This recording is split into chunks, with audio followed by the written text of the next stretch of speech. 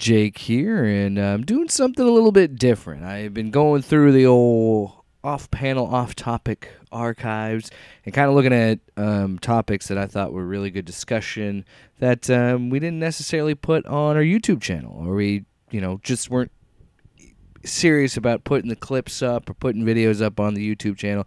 So this is an omnibus. I don't know how many of these we will do, but this omnibus is covering topics of Tyler finally watching Venom, reviewing Venom, Let There Be Carnage, and Venom, Let There Be Carnage's box office. So that will all be covered here in this big, long video that will be the Venom omnibus. And let us know what you think. If you want more of these single topic, bigger, longer videos that we'll put up here, we will gladly do so. So without further ado, let's get into it. So let's get into the meat and bones of today's show. That's disgusting. Speaking Why of, do you have to be so pornographic? well, it's because bones are getting eaten in the first Venom. Tyler, what we need to That's ask what we're you, doing. We're doing that. We're moving on. Because if we do that bit, we're never getting to this bit. You know So me Tyler, so well. we're gearing up to go see Venom, Let There Be Carnage. Mhm. You had not seen the first movie. I had it on Blu-ray. I said, go watch this. Mhm.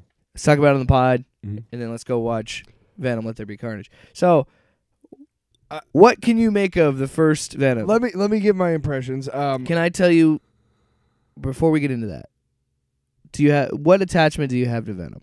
Like, is there anything that it's not proprietary. For sure. He's not one of those characters that I'm like, whoa, I have very few characters like that. But I was around when I read the original comic books in my hand when I was a kid. When the black suit showed up, I read the original comic books where he had it back home and he started noticing fucked up shit. And I had the original comic book where he goes into the church, and I had the. And there's Eddie. I read all the comic books throughout. I haven't really been into Venom for like 20 years, so I know of some of the changes, like Agent Venom with Flash Thompson and losing his legs. The Donny Cates run is really good. I read some of those actually because I bought them at Mayhem Comics, which is our comic book store in Des Moines. Yeah, Check it out. yeah. They Actually, don't sponsor this. I think it's in Clive, but whatever. Anybody that doesn't live here isn't gonna fucking know that. Anyway, my first you know it, you dick. my first impression of the movie is that I basically got through. I'm trying to remember where I got to. It was after he fought the dudes in his apartment. I want to say right around there. I want to say. So you missed the whole movie. No, seriously, there's a whole movie that you just missed. Okay, a couple things. One, so I'm assuming the symbiote coming from Malaysia is Riot. So, okay. Is that right? Yes. Okay. So, hold on. Before we get there, I want to also point out, here's how we're going to have different perspectives on this movie and the next one. Yes, we will. Venom is my favorite Spider-Man villain. I know. I grew up in the 90s. Yep. So I grew up with Venom being the top guy. And it's a great character. The animated Spider-Man series in the 90s, the animated cartoon, the Venom saga is one of the most formative pieces of where I just connected with it. But I was like, I don't know what it is. I like his suit. I like the gnarly looking teeth. Like, I like the animalistic version of it. Like, I love so much about that. So I'm going to have a much different opinion on Venom as a character and a property than you will. Mm-hmm. So that going in, continue with your review. Michelle Williams is way more attractive than I really actually knew. And it's amazing that they got her and Tom Hardy to do this, because those are two legit very good actors to be in this fucking and movie. I can only imagine that Michelle Williams, like, the entire time she was acting with Tom Hardy, like, afterwards she'd go to her trailer and be like, I can't deal with that guy. Like, guy is just so out of control, like, off his rocker. Maybe she liked it because she's in the sequel, so... I'm not an actor. I don't know. But to me, like, the way Tom Hardy was acting, like, I like it. Once somebody said cut, I'd be like, hey, dude, can you fucking tone it down a bit? Just a fucking hair, man. Hey, I'll give Tom Hardy credit. He worked his ass off. He's a great actor, and honestly, I do. He voices Venom too, by the way. Oh, They just modulated his voice, but he has he does a voice, like that. Oh, I didn't know that. I thought that was David Keith David. So it's not like I'm not angry at the liberties that they took. Because they kind of had to, because they made the decision they wanted to make a Venom movie. Even the best superhero movie takes liberties. You're never gonna see a straight up comic adaptation on the screen. And I don't want one. I don't want because there's some shit in comic books that you can't pull off in movies. Yeah, it's like it should just stay to like comic a lot books. of costumes. Yeah. I know that there's a faction out there who's like, oh yeah, grim and gritty costumes. It's like, no, actually, they're just trying to make it believable. I mean, Captain America's costume in the comics is ridiculous in live action. Yeah, it's super bright. Some things don't translate for sure. The costume they gave him in Winter Soldier and Civil War and whatnot. I forgot I'm wearing Captain America on my shirt. But the costume they gave him in those with kind of the militaristic aspect a little bit, I like that. It works. You know what I mean? And so, I feel like I'm hearing a phone ringing. You're not hearing it. Okay. I have my volume turned up. But every single movie takes liberties. So I'm not angry at the movie. I don't want to give the impression that I think it sucked. I enjoyed watching it. Did I say it on the air? Riz Ahmed was really, really good. I don't know if we were still recording. Didn't. But that scene where he's talking to the doctor and he threatens her family. Yeah. Is just fucking great. Like, it's like family. How is your family? Start the human trials. And it's just like, holy shit. He just conveyed a whole lot in 2 lines, man. The way he acted it. And he's really good. This is why you should have kept watching. He's one of my favorite actors. This is why you should have kept watching it. I will finish watching it. Why don't you just not tell me it? Well, because later he becomes more villainous because it's found out that she let Eddie Brock in to I saw that part. Yeah, and he kills her. I don't know. With the symbiote. Yeah. Yeah, I got to that part. Yeah.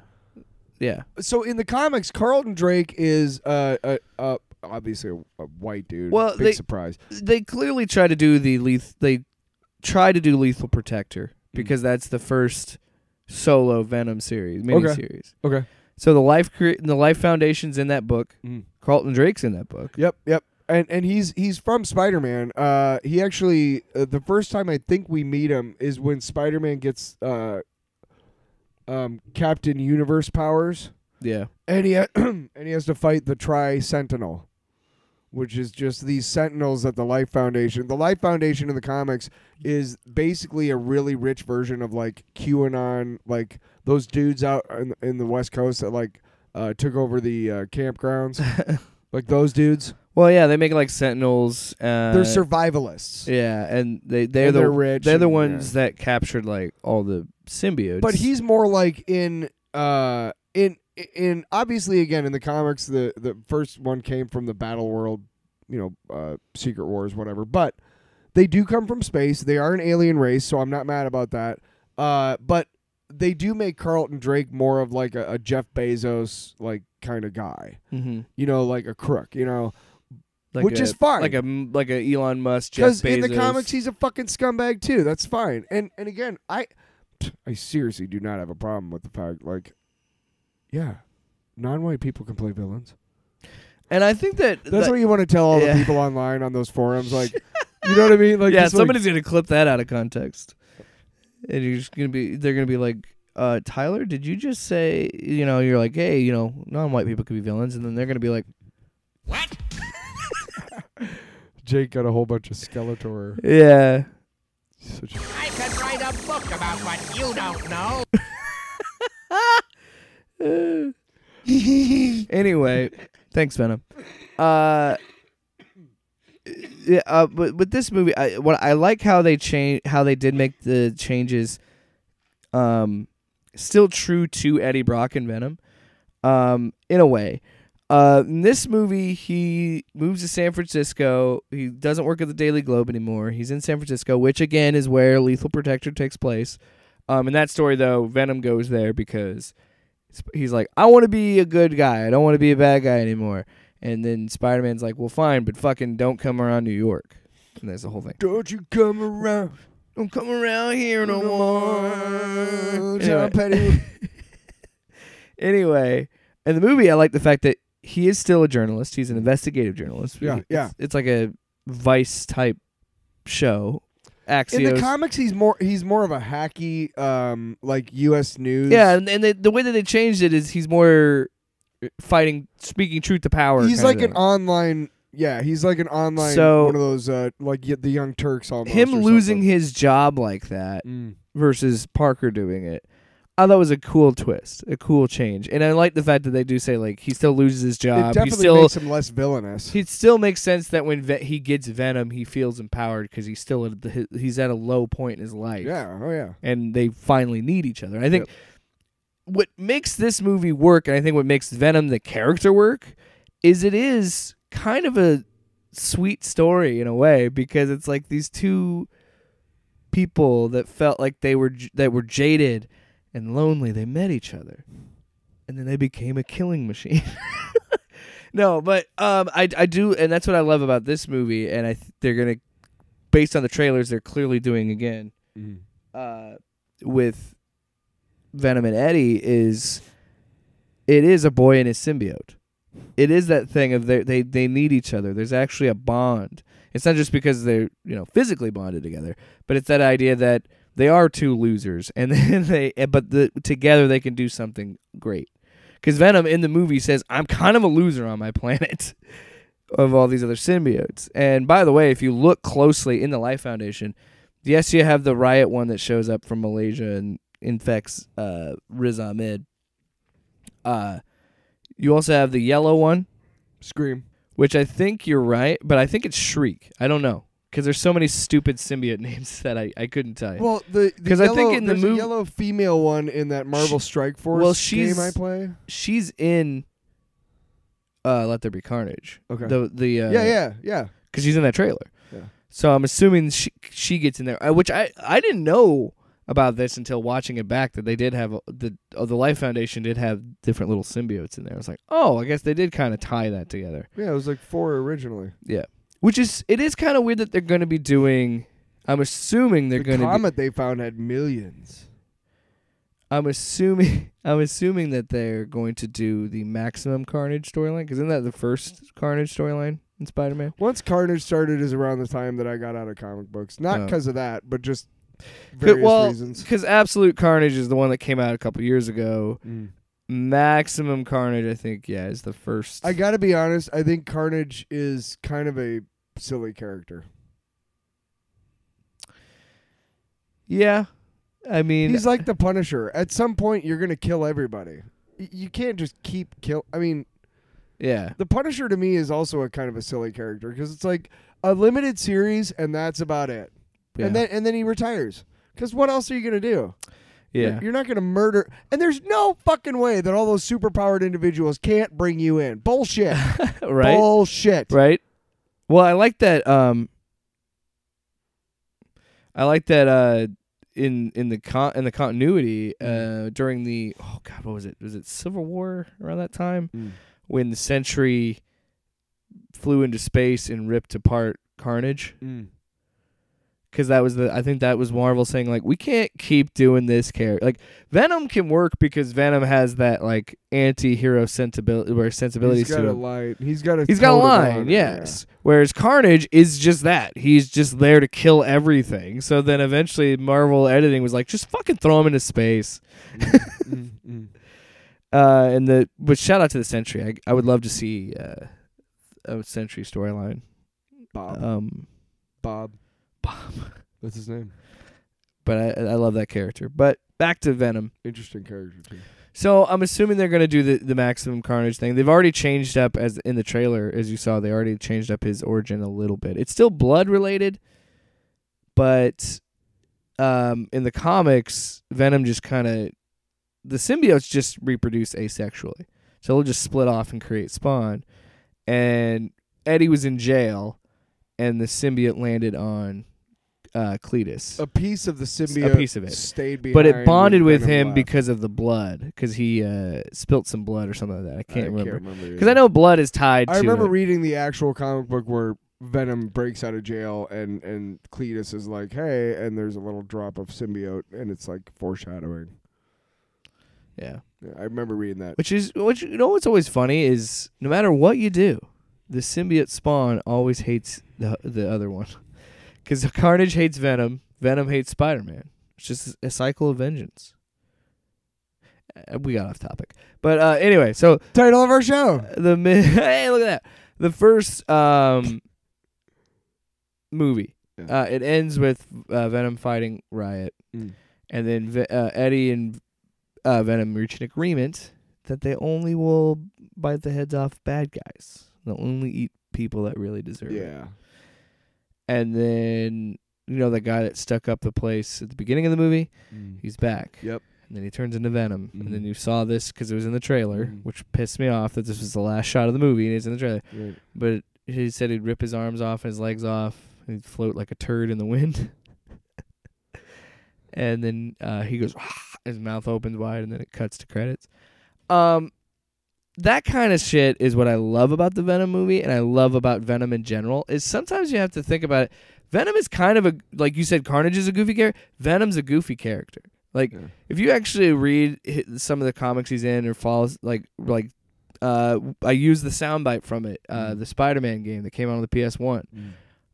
He's a menacing villain to a certain point where then Spider-Man defeats him, and then he kind of turns into more of a goofy character. He's almost playful in a way. Yeah. And it's And kind of funny in his later, because well, even in even in the movies, they've kind of given Venom his own it's personality. strongly implied in his first appearance that he assaults Mary Jane. It's strongly implied. Yes. Ugh. Yes. That's problematic. Because the end of the show, end of the one is his smile and Mary Jane's home alone, and then the next issue is number 300, which is because Venom is the $2.99. actual appearance. Yeah, His first appearance is $2.99. right because of the smile, but they actually reveal him in 300 anyway. But when Spider-Man finds her in 300, she's clearly Implied. Well, she's clearly beat up, and you know what I mean. Oh, and terrified. assaults. Okay, I thought you meant like sexually assaulted her. I was like, I don't oh, think yikes. so, but he definitely beats her up. Okay, like, that's still bad, yeah. but not as bad as I thought. No. I don't think that's implied at all. No, I mean she's shaken, of course, but she got beat up. Damn. Either way, it's still pretty fucked up. So just like Deadpool, like Venom has evolved to become the character he is that we all know and love, but he wasn't always like that. Yeah, and Deadpool, when he first came out, was just a dick. Yeah, who then he talked a slowly lot. turned into meme pool. And Well, that's because of some other writer. well, Rob actually, Liefeld, you fucking hack. Gary Dugan brought him back to his roots recently with Despicable Deadpool, and it literally the numbering picked up from the Joe Kelly run, I think. So it's like if you look up Despicable Deadpool, it'll say issue like 293 to 300 or some shit like that. But it's a cool reach around. Going back to his roots and making him more. He's still funny, but he's definitely more serious and not as goofy. And I don't know. And you're right. That's the thing. Ryan Reynolds' Deadpool is different than other Deadpools, and the movie Venom is going to be different than that. I like the idea of Venom having a little bit more sense of humor because it does play into. He's more of a fun character because it goes back to playing into that core of Eddie and Venom's relationship and how they work, and I think they're really lean. They knew that worked in the first movie because that's what a lot of people liked, and I think that they had that success. They were like, okay, well, let's keep going. Let's do that. So we'll see. Yeah, I'm gonna eat a shitload of popcorn on Sunday. There's also a rumor that Venom is pansexual, but who cares? Honestly, when I saw that news, I'm like, I could care less about that. Well, let's make sure. Well, let's make sure we're saying it the way it should be said. If it affects the story, that's good for me to know. If it doesn't, it honestly is not important for me to know. Yeah, who cares? Now, however, if you are pansexual or whatever, and that helps you feel included in society and whatnot, then awesome. Yeah, but if it's I'm not here to say that. That's what we. I don't fucking hold the rights, and I don't gatekeep the rules. No. I wanted to clarify how, because that's how we feel. I basically, think like another way to put it is when they were like Tim Drake is bisexual. I'm like, okay, yeah, that's what I mean. It doesn't affect me at all. I'm No. still gonna. I'm still gonna read it. I'm not gonna be like, well, that's the line. But if you're bisexual and that gives you a little kick to your day, then Good fucking job. nice job. Good for you. More power to you. But it really kind of has to do with the story.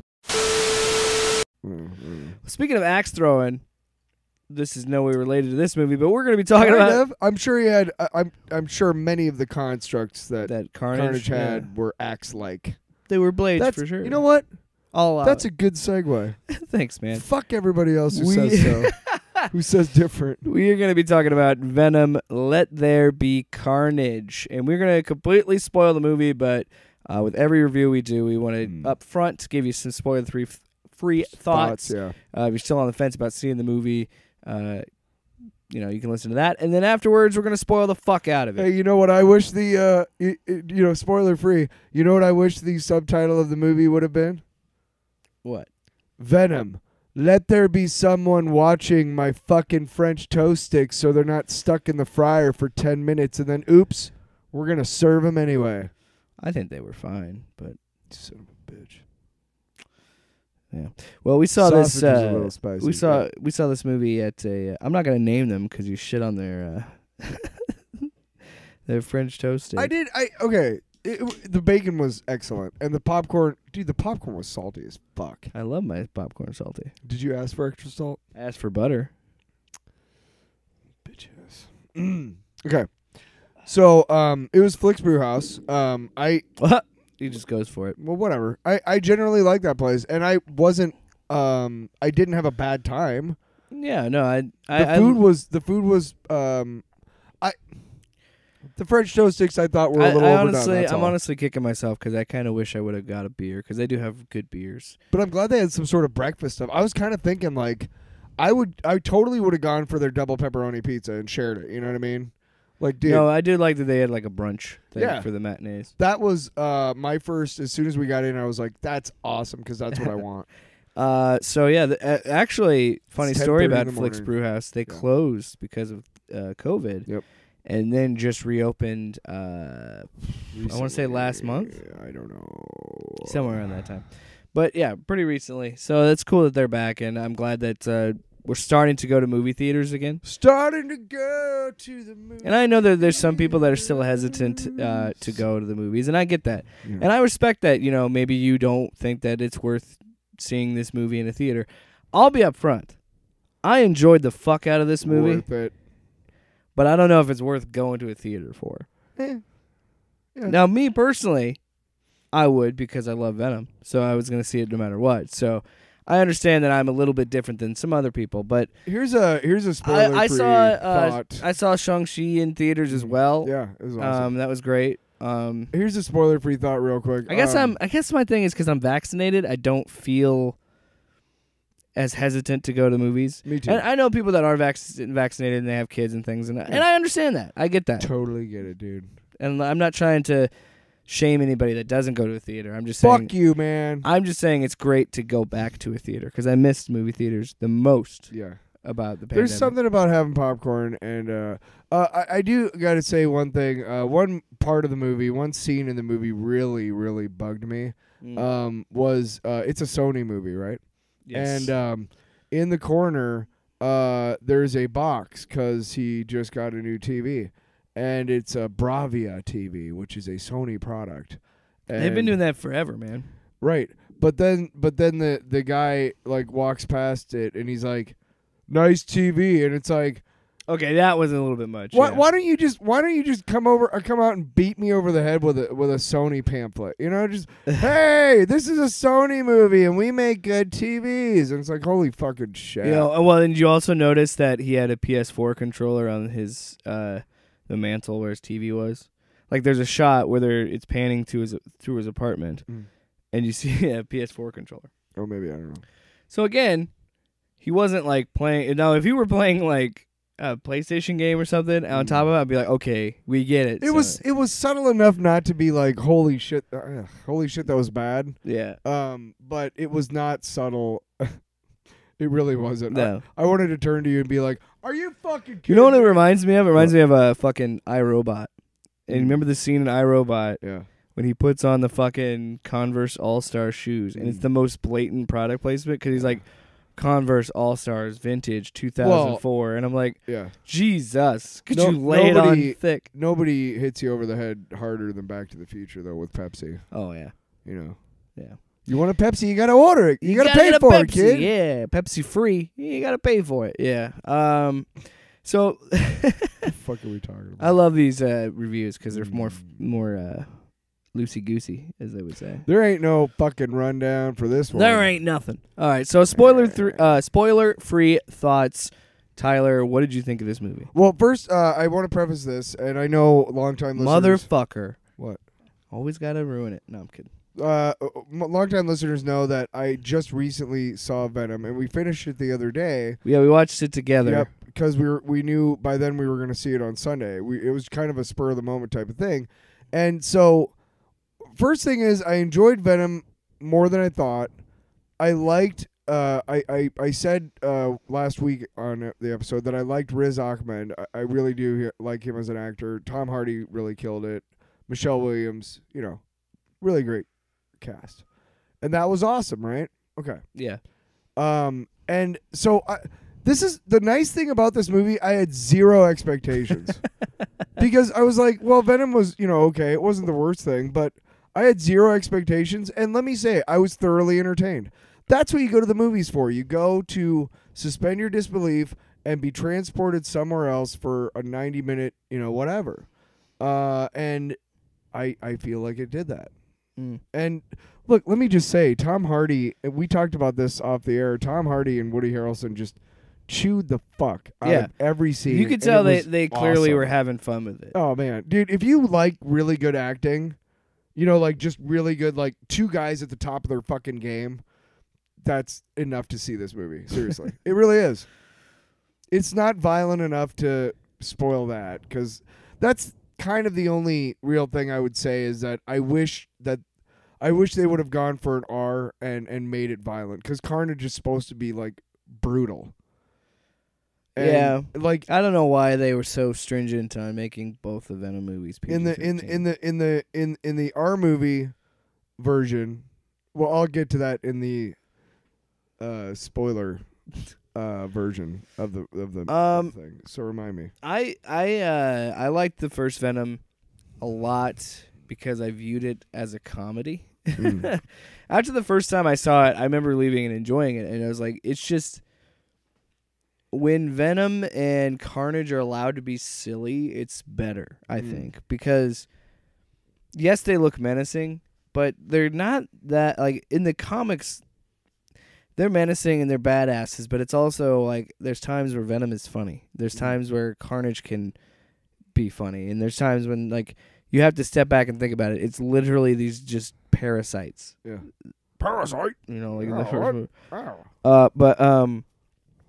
I think that it could have benefited from an R rating, but it was still pretty... I feel like it was pretty violent for a PG-13 movie. Yeah, don't get me wrong. There was plenty of violence. I'm just saying, like... Yeah, not a lot of... It wasn't a lot of blood and guts, is what it was. No, but there were a couple of instances of head biting. And you could... It's just like the first movie. And they were not shy about showing it. Well, it's just like the first movie, but there wasn't blood or anything when they'd bite the heads off. They'd just bite the heads. Yeah. And it just seems like they intentionally edited it to make it not an R-rated movie when you could make it a fine R-rated movie. Honestly, like, I don't care enough about the characters to be like, it should have been R. Yeah, like, I don't care I don't enough. care. I just want to see Venom and Carnage on the screen. I don't care. We did. It was fucking cool. It was cool. I will say this, though. I don't think any, like, PG-13, I don't think younger kids would probably like it, because there are some really dark moments in the movie. Yeah. And scary, like, I will say, they made Carnage pretty terrifying for a PG-13. I think they did a good enough job making him scary. Well, we'll talk more about him in the spoilers. Yeah. So, wrapping it up, final thoughts. I enjoyed this a lot. I understand I have a little bit of bias with my attachment to Venom, but I had a good time. And I'm not going to say that this movie wasn't really stupid, because it was very dumb. Yeah, but and some of the in a good dialogue way. choices were and that's we'll what I get mean. to that. It's a B movie. It's a B movie level fucking superhero flick, and I love it for that, because that's how I always viewed Venom. Yeah. Venom was a cool villain, and I loved him, but also at the same time, Yeah. I'm used to seeing him as a goof, Yeah. and so I'm So, okay with it. Final thoughts for me. Not only they did make him terrifying, but Woody Harrelson just killed it. Everybody in this movie was just really good, I thought. Yeah. We'll get to the rest of it, but final thoughts. I enjoyed it. I enjoyed it more than I thought I would. But again, that's the benefit of going into a movie with zero expectations. Yeah. And there's nowhere to go but up. And it was a good up. I'm not saying like it was like, oh, well, thank God I had zero expectations, because it was like a 1 out of 5, which is better than nothing. I prefer a Venom movie that's bad and it's self-aware. Yeah. Than it was very Venom movie self-aware. that's bad and super serious. Andy Serkis did a good job. Yeah, and that's my final thought, is just just really a lot better than I thought it was. And again, you can't beat the two guys at the top of their game just chewing the fuck out of the scenery. And you know what? I love the Fast and Furious movies too. I love movies when they're stupid and ridiculous and over the top. It's it's like you're talking about. I want to be entertained. Godzilla vs. Kong last summer. Dumbest fucking movie Dumbest ever. fucking thing ever. But I loved awesome. it. Exactly. They beat the shit out of each other. It's exactly what I wanted. Exactly. Yes. So And let's this get is in. exactly. So you've been warned. We got countdown from 5. We're gonna go 5. Well, at 12:15 Yep. from now on, we are talking spoilers. 5, 4, 3, 2, 1. So now it's almost confirmed. Venom's gonna fucking meet Spider-Man. Yeah. Holy shit! Let's We might as well start with. let's the start biggest with that. spoiler That's yeah. all over. We're in fucking Now- spoiler territory, now guys. Here's the fun thing: is we were actually talking about it a couple days. I had part of this spoiled for me. right, because apparently there were a bunch of fans who were spoiling it for a lot of people online. I stupidly continued to look at Facebook, even though I knew I was going to see it today. Yeah, it caught me on Twitter. I was just scrolling on Twitter and I saw it. You actually got caught. I scrolled past like a cinema blend or something, and it was like spoiler, cameo at the end, whatever. And it was like, oh shit, like, and because it had a picture of Anti-Venom. Yeah. And I was like, well, that's a really kind of obscure character to spring on audiences. But man, I'm glad that I somehow managed to maintain spoiler free, because that blew my fucking mind, dude. So are we saying that's fucking awesome? Here's what I want to know. Because he's gonna show up in fucking No Way Home now. It's almost guaranteed. Almost guaranteed. Well, and this is more confirming my theory of that No Way Home is. I mean, he is contracted for one more movie after that. So I think what they're going to say is, okay, we're going to make this last Spider-Man movie and then use him in the next Avengers, but he's officially Sony's again. Because they're greedy. They're going to want all of the money. And Sony's honestly making more money out of the deal anyway. And they're going to be, they are working their Spider-Verse pretty hard. But that's what I mean. Whatever So happened here's to fucking Morbius, here's by my the question. way? Here's my question. Yeah. Are on that credit scene, are they implying, because it was the explosion, so are they implying that Peter is showing up in Venom's universe? So that's how Venom meets Peter Parker, is through... No, I think Venom got transported to the MCU. Okay, that's what I'm thinking too. Yeah. Because it was either one of those. I was like, is Spider-Man showing up in his universe, or is he showing up in the MCU? But I don't think that he's going to be an MCU character. I think that is only there to bridge the gap between the Sony universe and the MCU. I don't fucking expect Venom in a fucking Avengers movie or something. No, like that. I guarantee MCU wants nothing to do with Venom. Here's what's gonna happen at the end of No Way Home is, and spoiler alert. But what's gonna happen at the end of No Way Home is Venom This is what you're predicting. Yeah, Venom is gonna convince Peter Parker to go to his universe and help him like deal with crime there and whatnot, and the issues and the symbiotes and all that stuff. That's how they're going to bring him back to Sony and have the Sony Spider-Verse. Then whenever he shows up again in Marvel, because he's guaranteed for one more movie, it'll somehow be like because they've already opened the multiverse. They can just bring him back like through a dimensional hole or some shit. Yeah, pretty much. Fucking matters. So it's fucking comic books. That's what I'm saying. Is like this is what I love. What makes you think that you could take somebody from one dimension and take him to another? Once they leave that one dimension, they're stuck in that other dimension. Duh, it's physics.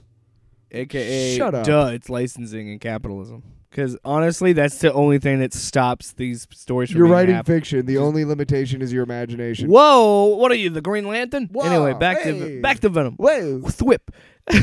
Oh shit! I don't have the soundboard up. What? Too late. All right. So Is it? yeah. Is it so ever too late? that's a cool moment. That's awesome. That is saying, okay, Spider-Man is going to run into Tom Hardy's Venom, and that's honestly fucking cool. That's fucking cool. But let's talk about I'm a real boy and you're an amiibo. Oh my let's gosh! Talk Some about of the that. dialogue in this Holy movie, shit. holy crap! Look, I love this movie, and I said it It was fun. out front. It was fun because of the corny dialogue. I love it because it's a B movie. It is Yes. such a B movie, and if you've read comics. That's Venom. Like any fucking Venom miniseries is like this. It's this weird shit. Anytime you saw somebody doing like really bad dialogue, you could almost see like they all. Sorry, That's okay. You could almost see them winking at the camera. Yeah, right. Like this is bad, but I know Fuck it. 'em. Then I say fuck 'em. Little mommy, can I get a little something? Sorry, my phone went off. I was trying to set up the soundboard. I don't even know. That's some Kid Cudi for you. Wow, fuck them. That's awesome. No, but yeah. there was corny dialogue, but they leaned. Anyway, They leaned into it so hard. we're gonna get and it copyright was good. strike for that little piece of that song. No, But it was good. I especially at the end when he said we could get a mask and a cape, and it's like Venom's like looking at the camera, and I'm like, what is the point of this scene? Because the movie ends with two scenes that don't make sense. Because he's like, we got to split up, and then the next scene they're on the beach together, and I'm like, what the fuck is it? So what I love about this movie is they took what we liked about the first movie. Because the first movie was like a weird coming of age boy and his symbiote buddy cop movie, and this one's a full on rom-com. Like, if you view these movies as comedies, you will have such a better time. Oh yeah, If you accept that it's absurd and stupid and ridiculous, you will enjoy the fuck out of this movie. Of course, there's serious moments in the movie. Sure. Of course, but and that's a problem with the movie. It definitely has tonal issues. yeah, I don't know. Yeah, I don't know. I really liked how they kind of were able to. I didn't think about it until they actually broke her out, the Shriek character. Yeah. That when she was gonna scream, that's her power. And hey, guess what? Like, it's gonna hurt Carnage. Like, oh wait, yeah, shit. That adds like a layer to their partnership. Yeah. Because I was thinking that, and then I was like, are they gonna address that? I was thinking that as I was watching it, and then immediately the next scene after they did it. But yeah. I liked her. I liked all the actors in it. Everybody was really good. And the CGI was top notch. I thought. it was funny that they did the same She-Venom joke from the first movie in the second one. They don't kiss, but Yeah, she it's does actually make the kind of joke. funny. Yeah, she she's does like- make the joke of like this is gross, but also kind of awesome or something like that. Because both times she was like, it felt great being that powerful, and I like that they just kind of reused that joke, but. In terms of the things of the movie itself, things that really stuck out to me was, I think they leaned, like I said, they made it a rom-com, and they leaned heavily into comedy on this. Where there were a few times when I was like, okay, we don't really need a joke there. Like, yeah, there but was times when Cletus was trying to be menacing, and then there was a joke. But then again, I think that's didn't it look like Woody Harrelson always looked like he was about to spit? Or cry. That's his face. He makes that weird pouty face every time.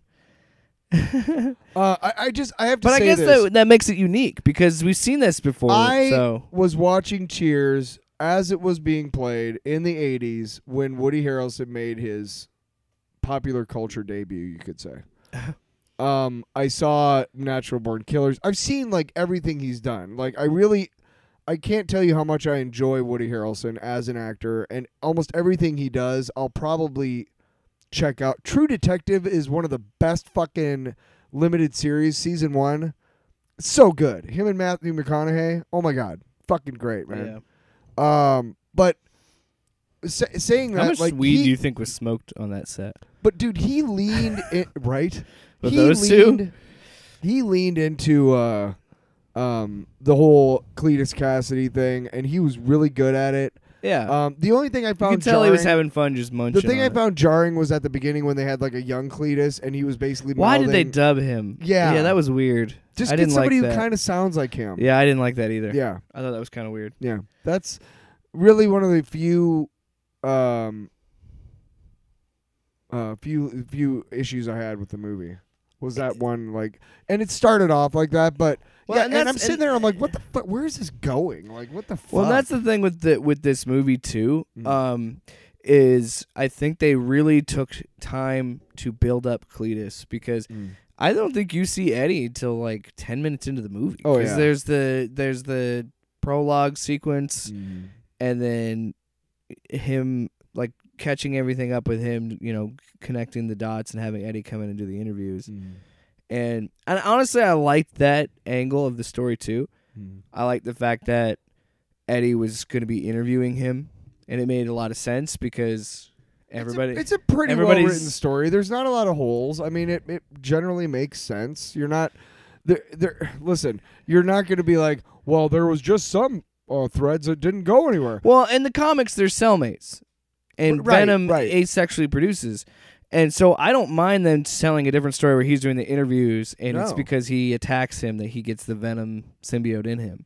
Like, The way that they did it was fine. I felt like the way they did it was fine in all respects. I felt like they respected both characters. Again, I can't have a bond to this Venom because he's not. There's not a lot of proprietary things that I have about fictional characters. I am a firm believer that yes, you can have a black Santa Claus. No, I don't think you should have a white Jesus, but he's out there. I'm just saying, like, fictional characters. Like, you don't care if there's a black fucking Human Torch. You don't care. No, don't have a problem with a female James Bond. Nope, don't have a problem with it. I really, really don't. Yeah. I'm with you. I would have a problem with a biopic about Harriet Tubman with a white chick playing her. You know what I'm saying? Like, Oh boy. well, you know what I'm saying? Like, Yes. there's certain lines that Sure. yes should not be crossed. I'm just saying, please do not compare the Harriet Tubman thing to Venom. I'm not. Because I thought No, that's I'm the not. line No, you were no, going. no, I'm like, no, whoa, no, buddy. No. No, I You just have a different attachment because you Right. grew up with the Venom that was connected to Spider-Man. right. Yeah, And that's how I knew him too. and that's the proprietary That's kind of been thing his I whole have origin, about him. yeah. And so, but the way, having seen both movies, the way that every single fucking MCU movie or superhero movie takes liberties. They have I mean, to. shit, the Captain America Civil War is no way near the Civil War in the comics because you But couldn't do that But movie. it makes sense in the context In of the the- yeah, MCU, which is why Yeah. it's cool. Venom, Let There Be Carnage makes sense in the context of Venom, the first one. the Sony Venom, yeah. Makes sense. So good. And then it totally actually makes sense at the end when it, like, oh, now he's in the MCU. That makes sense to me. Okay, I really have no problems with the movie. And even that not having Spider-Man and whatnot, I still liked it. It's still It does. it's a fun movie. It does manage to, and just like the first movie, it Mm. does find a way to work without Spider-Man. Yeah. And I'm okay with The way they told his story and everything, you don't Yeah. need Spider-Man. Yeah. He is from space. There's a lot more like him. I mean, They keep all the symbiote right. stuff. Yeah. So okay, 'cause they still own all that. Okay, Tyler. So they didn't have the Secret Wars miniseries and the movies yet, and so they didn't get Spider-Man with the costume. Yeah. Shut up, Tyler. Just shut up. You know. Just enjoy it. Yeah. And there's some like and As I've gotten older, I've been able to do that more. yeah, me too. And I've started to accept the fact that like certain things only work on a page. Mhm. Certain things work better on a screen. Like there's just things that you're gonna have, and it would honestly, you would be fucking bored if the comic book that you read is the same exact thing on a screen because you want to see something new. You know, you want to see some sort of adaptation. Except for the end, Watchmen is almost a panel-for-panel remake. Yeah. Except for the, big twist at the end. Which I don't mind the ending. I like the ending. The end in the movie makes sense for the movie. Okay, fine. That was cool, but it was kind of like all I'm really doing is watching like panels move, kind of. Yeah. And that kind of took it away from me a little. Is that why you like the show more, because it was like a different It was a continuation. The show was basically original. Yeah. Yeah. I mean, it based itself off of both the book and the movie, which I thought. Did you ever see Dr. Sleep? No, I haven't. Okay, so sorry, quick tangent. In the original book, The Shining, the Overlook Hotel is destroyed. Yeah. And in Dr. Sleep, I'm not sure. I think Stephen King wrote the book too. So. Yeah, he wrote both books. I mean, I just want to make it clear. Dr. Some people might Sleep think is a continuation of that story with Daniel being older. With Dan, he's Dan now. Yeah, the boy. Yeah, and it's a great movie. Fucking Rebecca Ferguson and Ewan McGregor fucking kill it. So it's a great movie.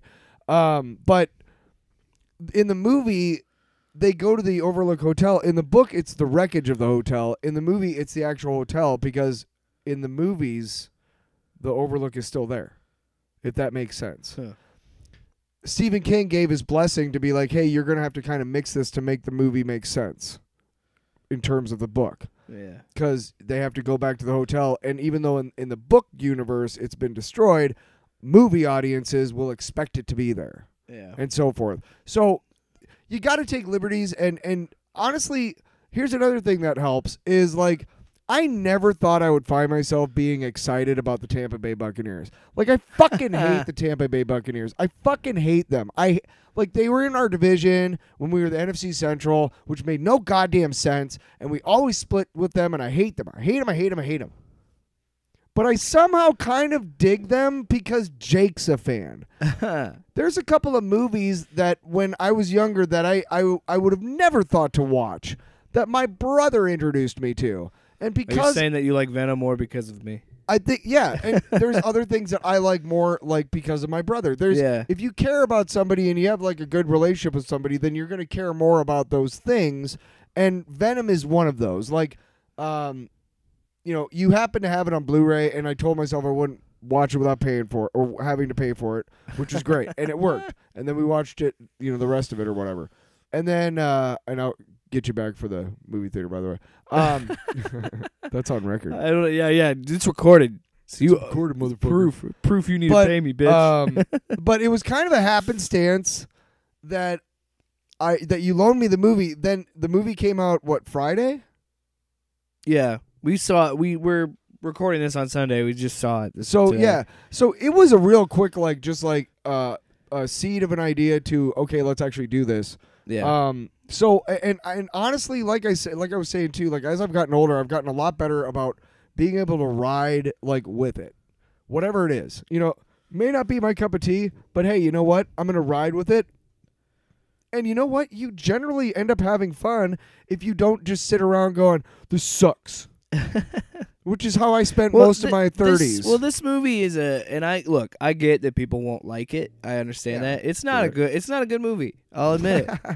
It's not a bad movie either, though. No, that's the thing. It's not terrible. It's not. It's just right. It is, and look, they knew what they were doing. Goldilocks. This movie is 97 minutes. This is a quick fucking watch. Not quite quick enough for us to set our fucking fantasy football lineups, asshole circus. Who did a great job, by the way, otherwise. Sure. Whatever. Yeah, please don't get mad at us, Andy Serkis. Oh, hell no. Which is so weird. If you do, I can't believe you directed this. This is such a weird. If you do get mad at us, honestly, you have to come to Iowa and tell us in person. On the show. Yeah, and you have to come done up in makeup like Ulysses Claw, because that was fucking great. Don't hurt me no more. Any Hoosiers. Back to the movie. What I really liked in this is the relationship with Eddie and Venom. I did. My dog's twitching over there in his dreams. I do think at times it did kind of play it up a little bit too much, But then again, it goes back to this movie is not trying to take itself seriously. It's trying to be goofy. He was really, and I was really surprised when we got to the end, and it showed that Tom Hardy helped write the story. So you can tell he's invested in this character like Ryan Reynolds with Deadpool. Well, yeah, and he produced the first So I movie. can respect that. And here's the other thing, too. He's really good at it.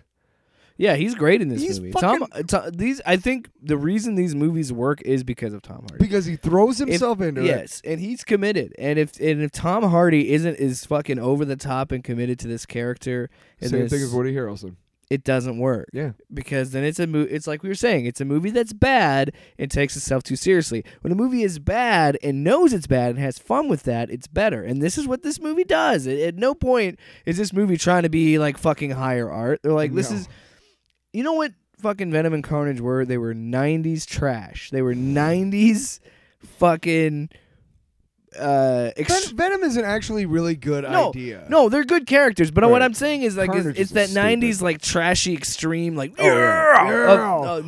put our hats on backwards and grow some long hair and ride our skateboards through the park. It's like we're reading comic books, fucking radical. We're gonna drink some Mountain Dew and fucking hike. That's what I mean, right? We're gonna go hiking, motherfucker. So you understand what I'm talking about? Yes, I grew up in that. Exactly. You grew up reading these books, so that's why I'm okay with this movie being what it is. Spiky shoulder pads and lots of pockets, and nobody could draw feet. Venom's cool and all, but Carnage is made from fucking blood, dude. Yeah, man.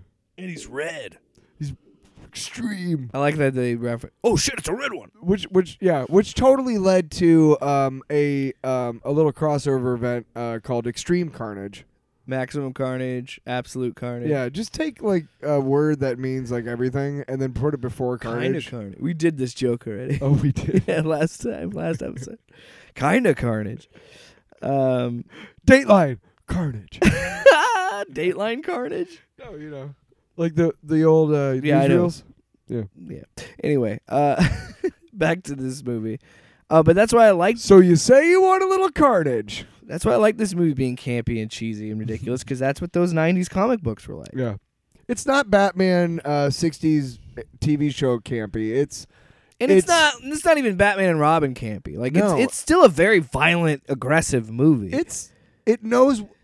There's very few movies that know what they are. And this movie does, for sure. And that makes a good movie to me. Now, no, I didn't leave the movie a changed no, there were times. And look, listen, that MCU reveal was pretty fucking rad, man. Yeah. So yeah, I kind of did. I guess I could say I left the movie changed. Fuck you, Venom. This guy, and he licks the screen. That was weird. What is this? I love it. But you can't beat. But being the Venom that it is, it has to undercut it by having the dude being like, "What are you doing in my room?" and Tom Hardy just going, yeah, that's it. But this movie, like, it totally gets what it wants. Is there a second post-credit scene, you think? No, it was just that one. But it was such a fun movie to watch and just be like, it isn't. And what was so refreshing about the first movie is the same about this movie, but it's probably going to change because now he's going to be interacting with Tom Holland, Spider-Man. But I love how simple these movies are. There's no overarching narrative they're trying to do. No universe is trying to do. It's just telling there really these two wasn't. stories. Yeah, it was really like, hey, look, and the pacing was pretty good. It was just like, look, here's Cletus. Introduce. Here's what he's fighting for. There's that, and then that, and then that. Okay, now here's Eddie Brock's connection. Okay, cool. Now here's the opening title. Okay, now here's how Eddie gets involved with that. It's constantly moving. Yeah, I mean, there really wasn't any part of the movie that I was like, okay, get on with it. And that's what I'm saying about the movie knowing what it is. And that's just the movie saying, hey, we're just going to... We know you don't care about this shit. Let's move it along. And I'm not saying the writing was bad at all. It was a good... Andy Serkis himself said he wanted the movie to be lean and aggressive and not bogged down by exposition. He probably learned some of what not to do from Age of Ultron. Yeah. I mean, he probably learned a lot about what to do from Ryan Coogler on Black Panther. Yeah. Because Black Panther is a very well-paced movie. Yes. Yeah.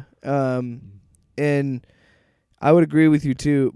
Well, I don't know. I think Age of Ultron paces pretty well. But But regardless, this movie is something again that gets in and gets out, and it gives you like it. I think that we could have probably seen Venom fight Carnage a little bit sooner in the movie.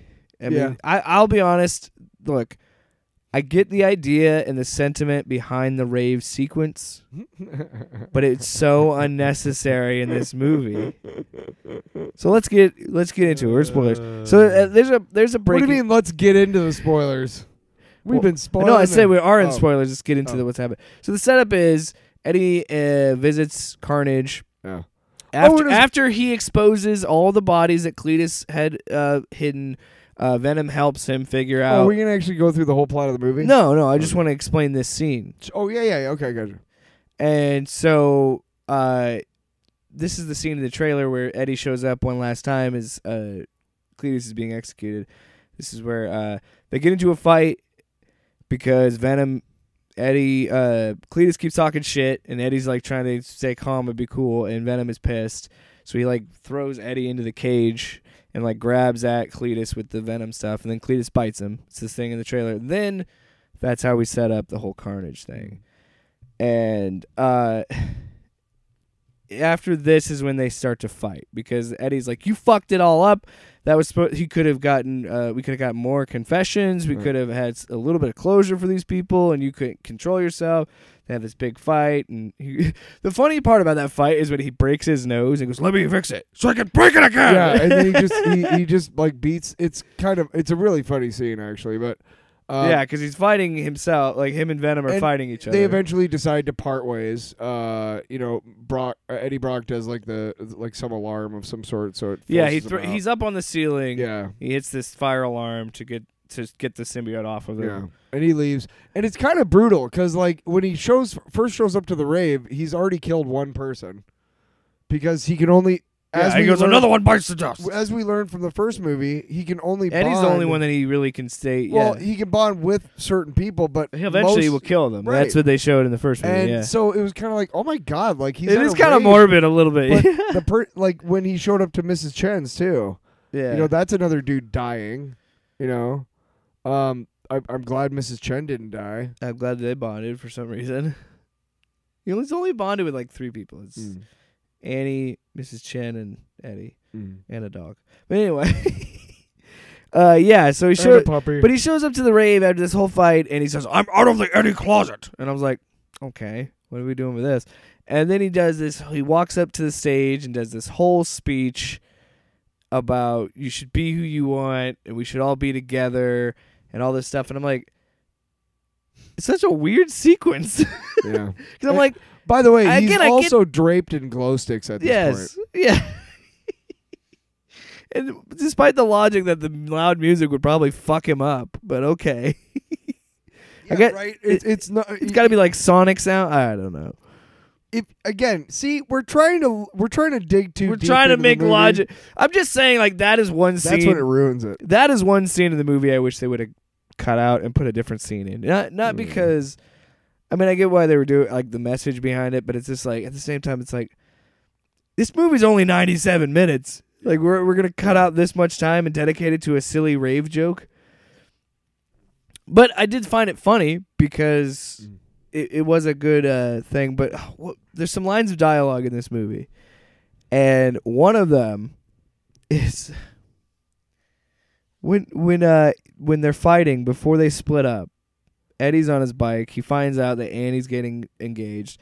So he's driving his motorcycle head on into a car, and Venom is like, "Stop, don't do this." And he's like, "What does it matter? I have no consequences. I break bones, you heal them. I hurt myself, I'm healed. So what does it matter?" And he's like, then Venom takes over his arm and swerves him out of the way. Which is this what kills me about this movie. This is a good sequence. It's an emotional scene. Eddie's trying to like hurt himself because he's so sick of Venom being there to like heal him all the time or whatever. Like a good emotional rift, and it gets ruined because they have a fight and Venom is like trying to help him, and he goes, "You wouldn't understand because I'm a real boy and you're an amoeba." So, but like, hang on. This movie? When he says it though, like, what were some of there were some more lines of dialogue towards the end of the movie that we both were like, "You got to be fucking shitting me." Well, there's a part where there's this where Shriek and Carnage met was at this place called St. Estes, and it was like a school for gifted people or whatever. And they burn it down. They drive away, and as they're driving away, Woody Harrelson, as the scene is transitioning, goes, "Who says romance is dead?" Yeah. And the warden tastes like ham. Yeah, he was singing that one song. We do need to talk more about Carnage's sequence. Like, his intro sequence was pretty cool. It was brutal.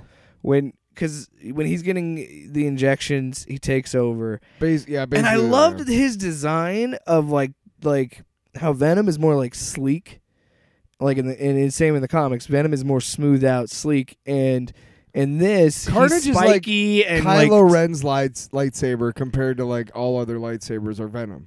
Yeah, and it's like this weird spiky substance, and like when it's growing out of his body in that execution scene, I was like, oh, this is fucking weird. Because it's all these little tiny spikes growing out of his like chest, and it was pretty fucking cool.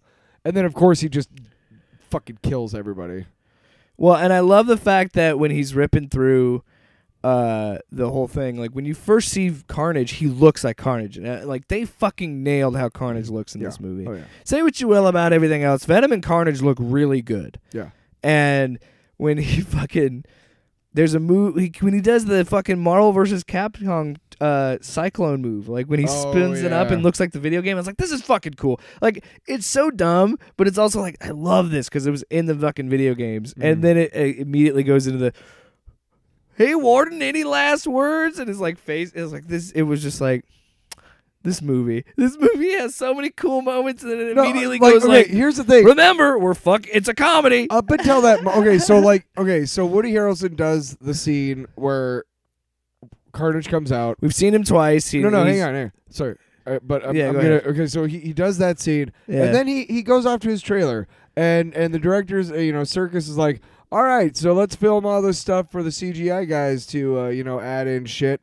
And Woody Harrelson's just, and that's what I'm thinking during this whole sequence is like, man, Woody Harrelson, that's a pretty good gig. He doesn't have to say anything, or he's just a little. But then when they're in the whirlwind and his face comes out, I'm like, oh, he's doing some more work. All right, cool. I honestly at that moment I was like, man, he shows up for like maybe 10 days of actual shooting, and then the rest of it is just CGI. Yeah. Like, anyway. I don't like when they fucking reveal their faces. It bugs me. I don't like it either. I fucking hate that shit. Stop it. Either have their... I don't know. I don't know how else you do it. Maybe have... whatever. Yeah, it's comics accurate, so I can't complain. Like the ending scene with Tom Hardy, it just doesn't look right.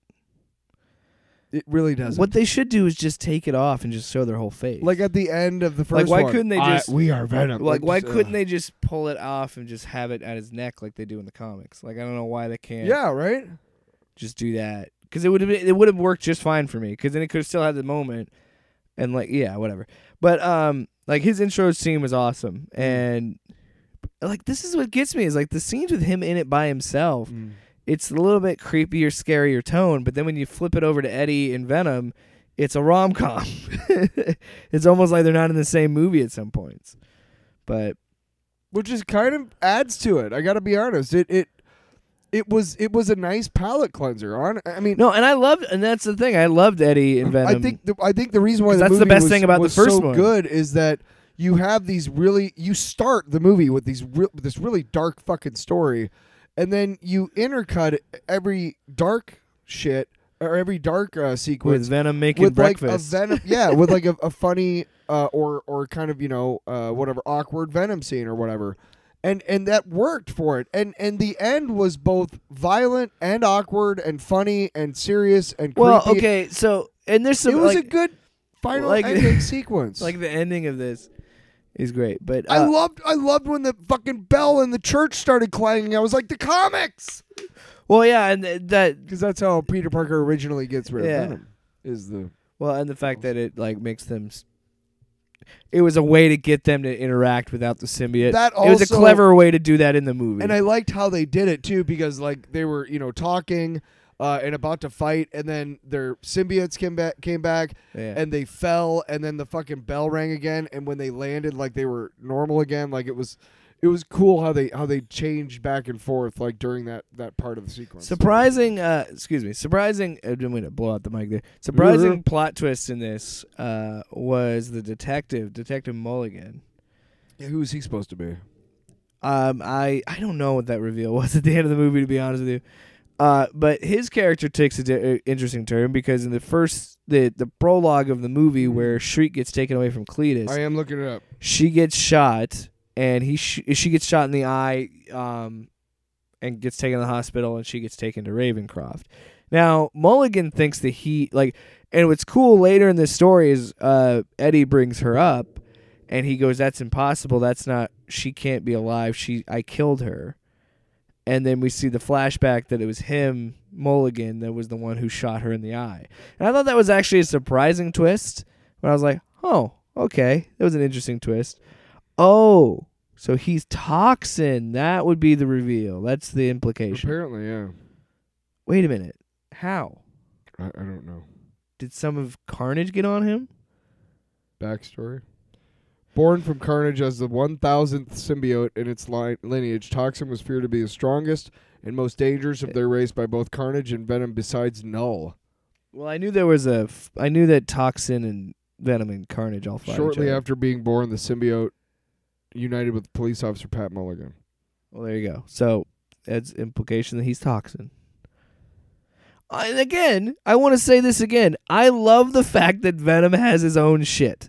I love the fact that we're doing the symbiote stuff as its own thing because it does. Like the symbiote stuff, honestly feels like its own little piece of the Marvel universe. I feel like it's just like a little, because there's been so many fucking Venom miniseries. There's been Carnage miniseries. There's so much. Like it's not quite the same thing, but you could almost look at it as like, okay, but there's so many symbiotes that Venom fights. You got the Superman, the original Superman movies from the 70s, and then the Batman movies in the 80s with Keaton. Okay, now they're both probably in the same universe, but they don't need to be. Yeah. You know what I mean? Like it's okay that they don't mention each other. You know? Yeah. And honestly, that's why Venom works with the MCU is because, again, like they don't need to like they could, but they don't need to necessarily. Which again, the way they wrote his origin works without Spider-Man.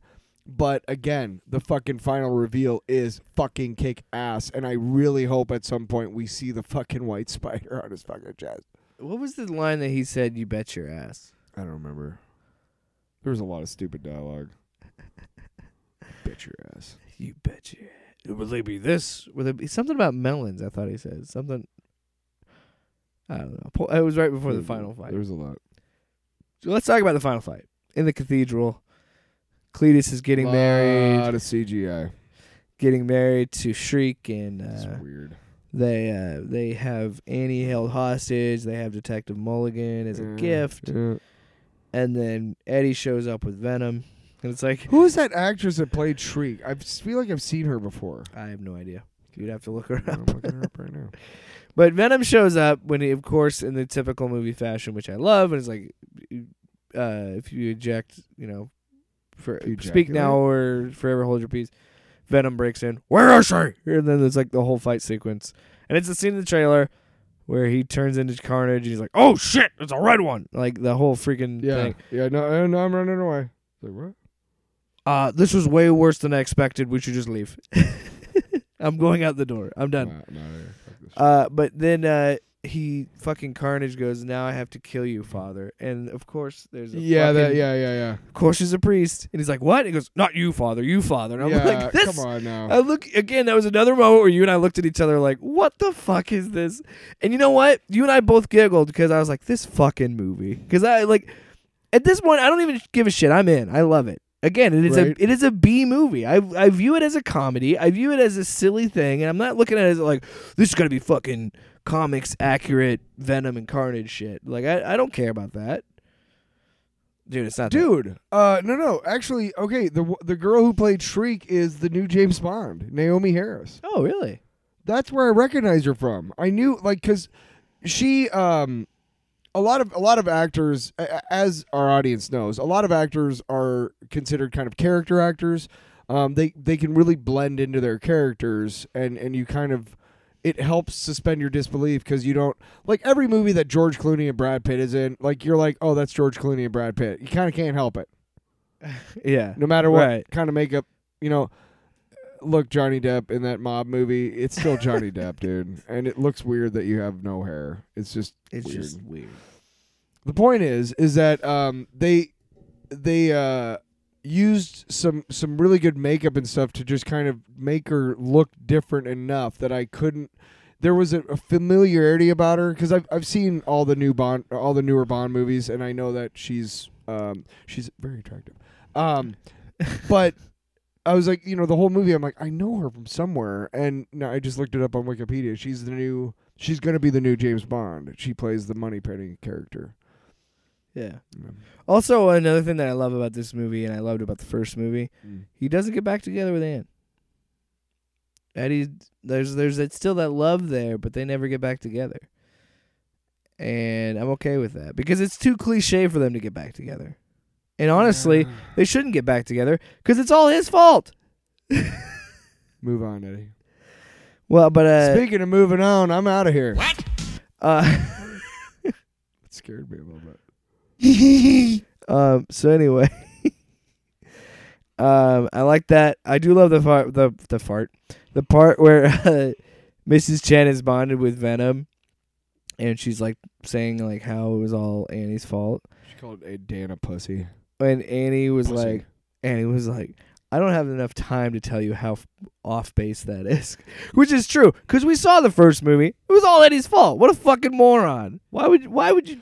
But I really liked how she was like, I'm gonna come on to Venom. That was kind of funny. Yeah. And Dan's big, like, sexy I'm right here. Symbiote. I'm right here. Yeah.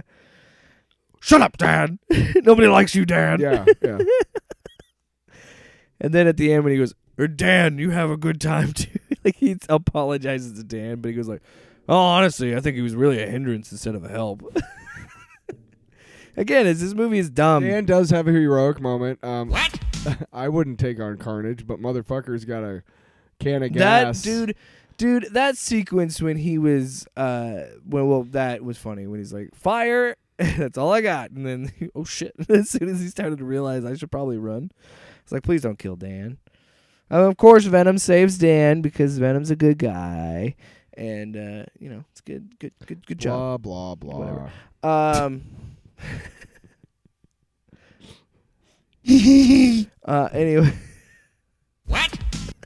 God damn it. Why is it so good? Because it's the song behind it.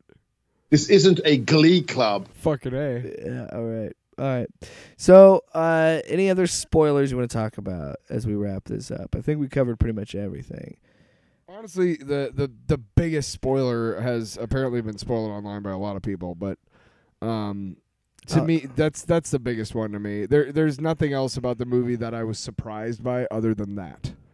Everything else was, I mean, again, despite the fact that I said I had zero expectations, obviously I had some, and it did not disappoint. In fact, it exceeded my expectations. It's a silly, dumb, fun movie. Like, and you remember Kingdom of the Crystal Skull? Yeah, that's a really stupid movie. It's really stupid, right? Yeah, it's really dumb. But I remember seeing it in the theater that summer, and I remember thinking to myself, I just want to remember what it was like when I was a kid and an Indiana Jones movie was out, and we went and saw it in the theater, and it took me out of my sad little life for 2 hours. Yeah, this did that. Oh, really? That's all I really ask of movies. Either change me or take me out of my shitty little just existence. Entertain me for 2 hours. Yeah. And it totally fucking did, man. I love the two actors. I mean, you can't. You're just an amoeba. You're just an amoeba. Yeah, that was just weird. I need to get that. And make that needs to be a fucking drop. You're just an amoeba.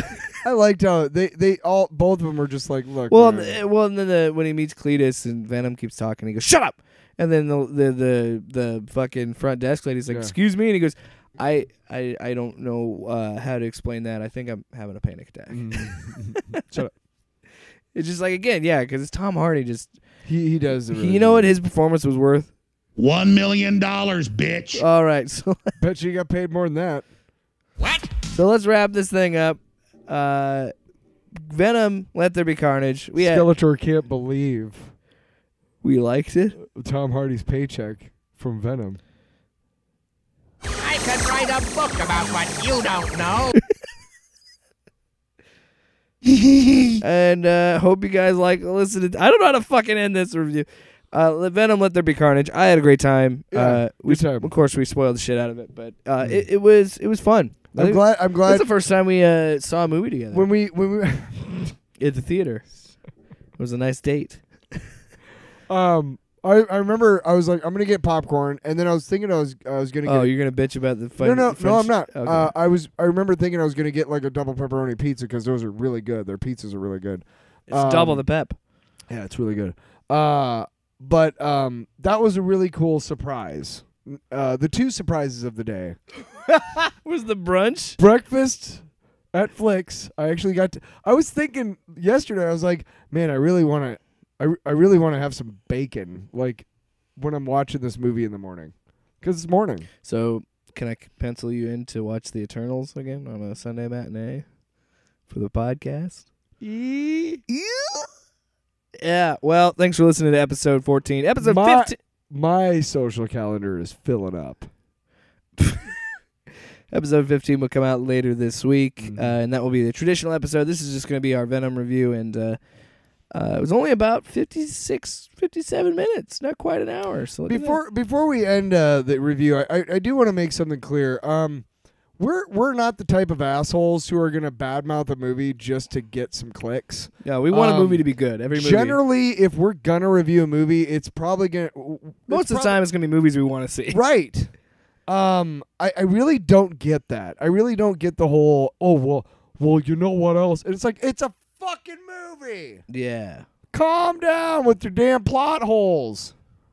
Jesus, nobody acts in real life like they do in movies. Look at my puppy. He's a being little cute. puppy. Oh, look at that puppy. Look at the puppies. He's just looking at us like. But just to let you know, yeah, enjoy we- enjoy movies, guys. we may never be clickbait, and that's totally fine. I'm not gonna come on here and be like, No. you know what I didn't like We're about gonna- Venom, just to get some. Yeah, well that ruins the whole thing. I was gonna title this episode "Venom What's 2 wrong sucks with Venom? dick." What's wrong with Venom 2? Yeah. We'll tell you. Yeah, fuck Venom. Click here, motherfucker. Thanks so much for listening to our spoilerific review of Venom. Spoilerific. Let there be carnage. Yeah, What? that's what I said. And that's it. Well, Good or bad, I don't care about that honestly, because I'm fucking ride or die. I've been riding this thing but for you're 10 years. gonna have that in the Sony Spider-Verse eventually. Eventually, probably, yeah. So- Because Sony is investing a lot of money to build Whatever their happened? own Spider. You didn't answer me last week. What happened to Morbius? When was that It's supposed to delayed come out? again. I think For- it's okay. January. I think Is it done? Is it ready it's to go? I'm sure. I don't know. All I know is that I'm pretty sure it's supposed to come out in January. So I am pushing back against the Sonyverse. I like myself. it. I don't. Why? I like. So you want everything to be the MCU? No. You want the DCEU to be the MCU? Do you want? That's what I'm trying to get at. And I know what you're gonna go with. So finish your point, and I will counterpoint you. Because I've been thinking about this a lot. Because Venom 2's success shows Morbius- that Sony has got. Yeah, but Morbius is not a compelling enough fucking character to make a movie out of. Here's what I was gonna say. I agree with you. I think, like I just said, Sony is clearly just making this to cling on to their Spider-Man IP that they have. No, I think Jared Leto has been. No, because when you got Jared Leto is like Ryan Reynolds with Deadpool. Yes, he is. He campaigned with Sony. No, I'm not. What? I'm listening to you. Continue. I'm not. Your arms folded. Do you know that is the body language? Because I'm about to end your fucking career, I don't bro. give a fuck about what you're saying right now. Because my argument. This means I don't care what you're saying. I'm listening to you. No. Oh my wow. god. Fuck you. I'm done. End the podcast. What's going on? You fucking baby. Tell the story. That's it. I was also teaching a valuable language about body, Valuable language about body lessons. A valuable lesson about body I was language. teaching them a valuable lesson about talking- toxic masculinity for If you're calling you a talking- fucking baby. If you're talking to somebody and they have their arms crossed, that generally means that they're not listening to you, or they are already. No, because I Just calm down. I'm not talking about you specifically right now. You I'm big s- baby. I Where? Fucking where? Tyler says my arms. No. So that's all my story. Like, I thought. No, okay, so what I was I'm going done. what I was going with is I agree with you that it does feel like I'm about to end your career, bro. that's what I mean. I got in debate stance, and you're right. I got a little aggro there. No, because I like when we dissent on the show. It's better that way. Content. You just don't like it when I'm right. You're not. I'm not right. I don't know. I do think you're right. I think it, and I'm glad that they're finally getting Spider-Man back because I don't know how invested I would be in a fucking Craven movie. You know, If they did it right, man, you could. And see, that's the thing about Morbius too. As much as I hate to admit it, if you do it right, but here's the problem. Here's the problem you run into. And Venom is the only one that this works because they've already done it in the comics. But here's the problem with doing the villains first. I think that's an interesting idea. Mhm. I like that. But the rules of screenwriting in movies is you have to root for these characters at some point. Because otherwise, if you don't root for them, why are you watching it? And it's going to be really hard to root for Morbius. I mean, yes, he's a tragic character. right. But it's not. You're right. He's not compelling enough for me to be like, man, I really want to Well, see it that. depends on how they make it. Like, if they do it right, you can make any property really like a compelling character. But regardless, what we're driving at here is Venom is still a very profitable IP. it was a great movie. But that's here's why. It's because Venom is fun. People like Venom. People are pretty familiar with Venom. And I agree with you. Morbius is going to be a hard sell. Now, me as a comic book nerd, I'll go see it and watch it because we'll talk about it on the podcast. But it's like I get what you're saying with that, but when I'm trying to push back and say like as long as they do it, and you're right, they have to get better. But what I'm trying to say is having Venom in this Sony Spider-Verse, I think is a good thing, and because otherwise MCU just dominates everything. Yeah. And it already does. And that's why it's important that DC gets better at making movies, and because we need a good DC universe, because you don't want because Marvel has monopolized this genre for so fucking long. But here's the thing: we need I don't mind the way that DC is doing it right now. Like, yeah. Shared properties that aren't necessarily connected, but they could be. Yeah. I mean, just do what works for you, DC. I mean, this works for me best out of all the fucking things that you've tried so far. DC, EU. This is the best that I've seen so far. Well, the Suicide Squad movie was awesome. The Wonder Woman movies were awesome. Justice League was cool. I'm all for DC letting creators make the movies they want. And 'Cause no, Dark World director, we're not doing a fucking Snyderverse cut, you fucking wang. God, have you seen that I'm shit? getting real sick of that. I'm Fuck getting real off. sick of seeing all these people being like, I would love to do a Snyder cut of this or Snyder cut of that. I'm like, no, you made your fucking movie. Stop it. You know what's next? The Snyder cut of Dude, Where's My Car? That being said, I would watch the Schumacher cut of Batman Forever because there's a whole sequence where he talks like a giant bat is in the Batcave. Like they made a giant mechanical bat. Like they filmed it and everything. Like I don't know. Would I watch an Ayer cut of the Suicide Squad? Maybe, but I agree. I'm with you. Stop this fucking trend. Not every movie needs a fucking Snyder. You know what movie has 7 cuts? Blade Runner. Blade Runner has 7 fucking cuts of that movie. I just want to watch one. Wow. I hope that My voice cracked himself, but you know what I mean? Because then there was going to end up that. But I hope we're getting that the guy who directed The Dark World, I hope that after he tweeted that out, that every time another director sees him, that they just automatically smack the shit out of him. Like, hey, what's going on there, Scorsese? Ah, what the hell? Tyler, let me tell you something. I don't want you to tell me shit. If I were to tell Dissent, you, right? yeah, you know what? You're right. Damn it, I didn't have the board up. Yeah, come on, what the fuck? I thought you were gonna do. What? No, the other one. Ooh, look at the big brain on Spidey. You know, I'm the one that said it I was first. thinking the Skeletor. I could write a book about what you don't know. I like Some how sort of portal we in the don't background. we don't use a soundboard all podcasts. Then when we do, it derails the show twice. Twice. You know what I feel? Misery, misery, misery. That's what you've chosen. Yeah, but at least, I mean, when we get our checks, you know what it says on it. $1 million, bitch. Anyway, what if I would have told you like beginning of this year? So you already had the pandemic expectations in your brain. Yeah. Well, If I would have told you in no, January, I thought humanity had come to their No. senses and that we were going to get through this like we were supposed to do back in fucking right. springtime, you and fucks. if I would have told you then, in January, if I would have said, "Hey, Venom's coming out this year, Shang-Chi is coming out this year, Black Widow's coming out this year," if I would have said Venom would have more money than all of them at the box office, would you believe me? Back then, yes. I wouldn't have. Mainly Not because Shang-Chi. Mainly because I know how stupid humans are. Well, So it to be makes fair, sense- Black Widow's movie came out too late. It makes sense for me. Like, it makes sense for me when things don't make sense. Like Keeping Up with the Kardashians being a success. That doesn't make any sense to me, but I accept it because it doesn't make any sense to me. Ooh, look at the big brain on Spidey.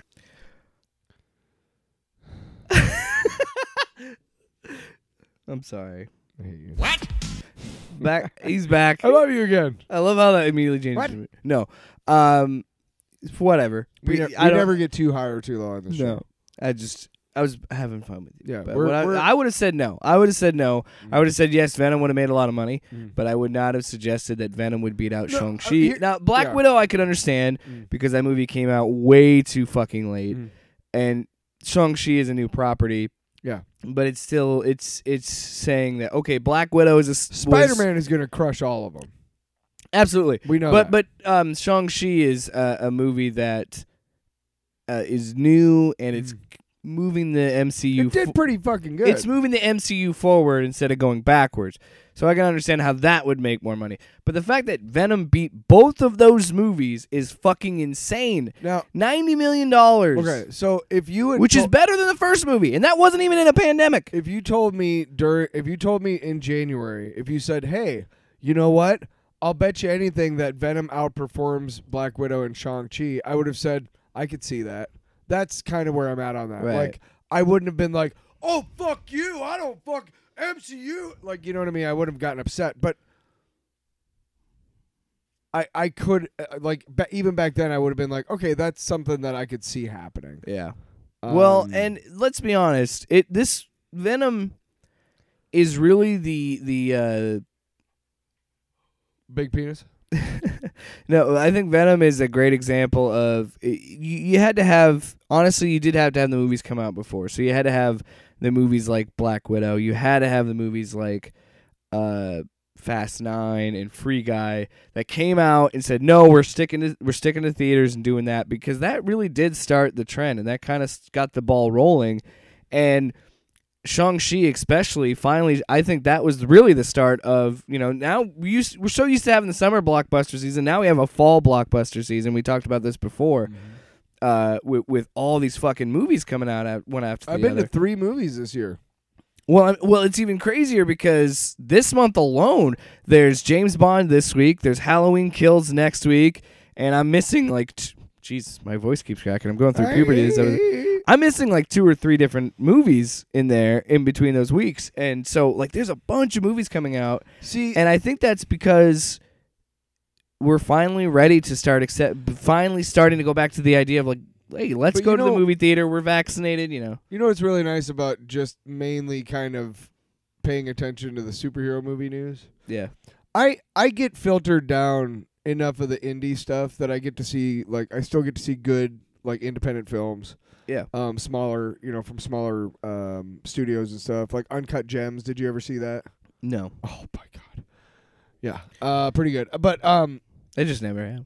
the nice thing is that, you kind of know what you're going to see. Like, okay, this month I'm gonna see a movie because this is coming out, Yeah. and this is, you know what I mean.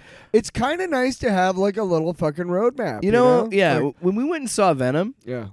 it was funny because I had a moment that I haven't had in a long time because I'm so You used felt it too? when we both put our hand in the popcorn. No, I had a moment because I'm so used to watching trailers on YouTube and shit that when we were at the theater, Ridley Scott's The Last Duels trailer played. Yeah. And I had not seen that before. I'd seen stuff about And I'd so seen my original thought was smaller like, trailers, but yeah. not on the big screen. My original thought was like, look at these goofy fucking wigs. But then after I let that go and I just watched, because they looked stupid. Yeah. But I just watched the trailer. It was the first time in a long time where I was sitting through a trailer and I was like, and I look over at Tyler and I'm like, I'm kind of into this. Like I would go see this. I don't know what it's about, but it's Ridley Scott and it's Matt Damon and Kylo Ren. I think Affleck's in it. Yeah. I don't know who the woman Affleck is. is in it. He's in a like scene where you see the side of his face. It's like blinking. Well, he talks at one point too. He's got Yeah. a blonde hair. He's in another movie that's directed by George Clooney. I can't remember it, but the reason why that's significant for this podcast, George Clooney will not show his wife Batman and Robin. He's so fucking embarrassed of that movie, he won't watch it with his wife. Oh yeah, like she. And he said on a Howard Stern. like she can't watch it. No. He's like, I don't want her to watch it because it's so fucking. Well, if she terrible. hasn't, she probably. But you know, No, what? Clooney's a very progressive guy, Dude. No. I'm saying. No, I know what you mean. What I'm saying is, like, yeah, Clooney, that's totally fine. And you know what? If she loves you, obviously hey, just don't watch it for my sake. I just really don't want you to see it. Yeah. Okay, but it's kind of like Bluebeard and the Door. You know, like just don't go into that door. Don't go in that room. You know the story about Bluebeard and the wives and stuff. Yeah. Yeah. Yeah. Not that George Clooney would kill her, but No. saying like I don't want you to see it. You've never seen it, and now I don't want you to. He also said in a Howard Stern interview that he himself will not ever watch it again. He's like, it's so fucking bad. He did it. He's stated on many times in different interviews that he did it. He thought it would further his career. Yeah, and he didn't- said that he signed on for that reason. Yeah, he didn't realize any of the other bullshit that came with it. Yeah. Any of it, like and any how of the stupid fucking, this fucking marketing script was, and the fucking toys and he didn't realize any of that shit. So he I don't know if this is true, but I heard a rumor that like he keeps a picture of him in the bat suit on his desk to remind himself to not take things too seriously. Yeah, like if that's true, that's good for you, George Clooney. Yeah. Anyway, completely diverting the podcast, but I saw that. I remember when he was on The Facts of Life. That was a story that I want to talk about, but I do think we are in a situation where I was watching his trailers and I was like, oh, I would see this. I'm at a point where I'm vaccinated, and the way that it is, you can assign seats so you can social distance. I've been saying this for a long fucking time. They aren't on the websites, though. That theaters should have come back a long time ago because you could easily just limit space per theater, but we all know Hollywood would be like, no, we want the box office, so fuck you. So anyway, point is money. I think I think as a country we are ready to go see the movies again, and we're ready for we're in that process of seeing a movie, like new movies every week. We're ready for some dicks. Think about that, dude. Think about we used to live. This is how much COVID has fucking warped my mind. We used to live in a world where we would get new movies every fucking week. Yeah. And we kind of took that for granted. Yeah. And you sit there and you think about it like entertainment. It's like we have millions of hours of entertainment always at our fingertips. Yeah. And that's fucking insane. Yeah. Insane. So I think this is a good sign. I think that this is a sign of people being ready to go back to theaters. And I think if Venom is going to make $90 million, you're absolutely right. Spider-Man is going to fucking destroy the box office. Oh, dude. Absolutely destroy it. Which sucks because I feel like Dune is going to get hurt so much by the fact that it's coming to HBO Max too. Like it's still a hybrid release. Yeah. And I'll be honest, I don't know if I'd see it in the theater. I want to see it in the theater. I kind of have to. Well, the problem is when you want to see it, I'll be at a wedding. Because it comes out the wedding, I'll be at a wedding that weekend, so I won't be able to see it until maybe Sunday, and that's really pushing it. So I'd probably have to. Yeah. So I I'm seeing it Thursday. just you're gonna see it again. You fucking nerd. Just watch it with me again. Guys. And I really Maybe you'll have internet by then. I We don't- can just watch it here. So I mean, I'll have my HBO. Who knows if I'll have internet? I have my HBO with my Max. I will say, not having internet has made me really just really appreciate antenna TV because it is some next level garbage TV. Dude, there's a on TV. antenna. There's a TV station. I think it's Me TV, and it has like all the old crappy like black and white shows, like all the old racist shows. It's great. It's great. It's like TV the way you remember it. Like, yeah, all white people. Yeah. Jesus, that's subtle. Well, this is No, one. they have good There's shows. one that They I have- found that's called True Real. Oh my god. Yeah, that show or that channel. My mom watches that. Yeah, there's a lot of reality TV shows. Like I'll be honest, I got hooked. There was a show they had on there called Little Women L.A. Yeah, and is it? It was like Real Housewives, but with little women. But it was like little ladies. It was like Yeah. the little midget ladies. Wow, dwarf Tyler. Come Yeah. on. Oh, is that a slang? Yeah, it is a term? slang. That actually is a frowned upon term now. Oh, I'm not being facetious. I'm being serious. I didn't think you were being facetious. You gotta look at me like, is he trying to fuck with me? And I'm not. No, I'm looking at you like I'm relaxed. And I was watching and then they had a spinoff, Little Women Atlanta. So I was watching that one, and that one's all like about these little women that are trying to do a Little Women collaboration album. It's crazy and it's bonkers, and I love it. So shout out to Antenna TV. I don't know where. That's what I love about this show being conversational. I don't know where we're going. Off panel, off topic with Jake and Tyler.